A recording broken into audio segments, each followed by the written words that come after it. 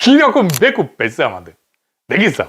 বর্তমানে smart family কার্ডধারী একজন সুবিধাভোগী মাসে একবার টিসিবি থেকে কম দামে সর্বোচ্চ 2 লিটার ভোজ্য তেল, সয়াবিন বা কুড়ার তেল, 2 কেজি মসুরের ডাল, 1 কেজি চিনি লিখে দেন পাশে, এটা কিনতে পারতেছে। পাশাপাশি কার্ডধারী একটা পরিবার 30 টাকা কেজিতে সর্বোচ্চ 5 কেজি চাল কিনতে পারে।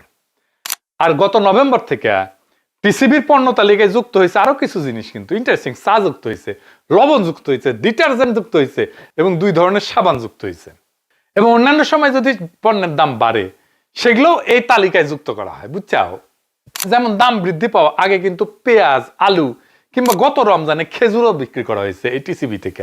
কিনেছেন আপনারা সবাই, দেখেন, মনে করিয়া দেখেন, দেখেছেন। তাহলে বিএনপি কি এক্সট্রা দিতেছে কন আমারে বুঝান। এটা চালু কর্মসূচি যা 1 কোটি পরিবারের জন্য ছিল, সেটা 50 লাখ পরিবারকে দিবে।